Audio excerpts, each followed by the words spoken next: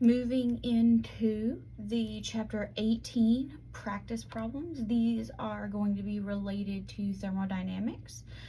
And if you're not going to be going on to PChem, then this is going to be your taste of it.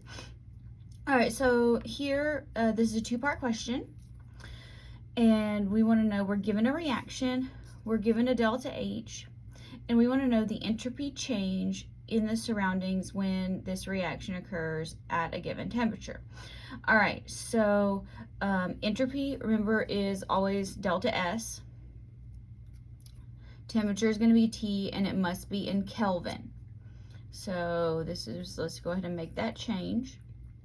So our equation here is delta S equals negative delta H over T. All right, now signs are important here because this delta H is positive. So plug and chug. Negative 163.2 kilojoules, and we're going to divide by our temperature in kelvins, 298 kelvins. Okay.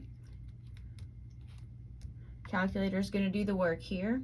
Negative 163.2 divided by 298.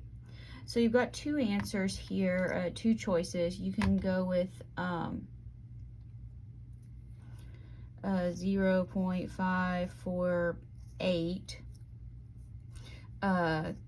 kilojoules per Kelvin, or, oh, that's a negative, forgot the negative, or you can go with 548 joules per Kelvin. This tends to be the more appropriate conventional use of entropy.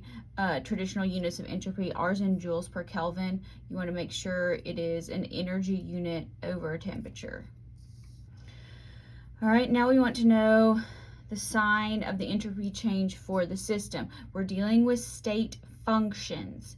And so we want to know the system, and we want to know the universe, and we want to know if the reaction is spontaneous. So we're still looking at our same equation up here. This is not as difficult as it sounds. All right, so we need to look at delta S of the system. So what is happening here in the system? Generally, let's look here. We're going from 3 moles to 2 moles. So 3 moles down to 2 moles. That is more organized or less disorganized. So delta S of the system is going to be negative. All right. Now, figuring out delta S of the universe, because remember here in thermodynamics, there's only 3 entities. There is the system, the surroundings, and the universe. So the universe is delta S of the system plus delta S of the surroundings. Okay, so we already said delta S of the system is negative. I forgot the negative sign up there. Shame on me. All right, and what's happening in delta S of the surroundings?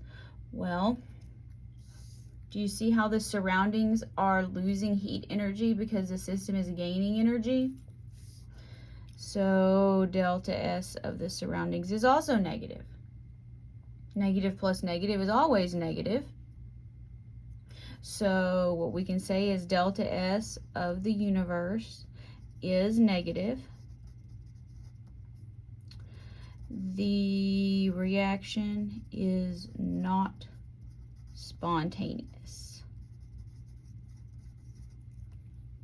according to entropy.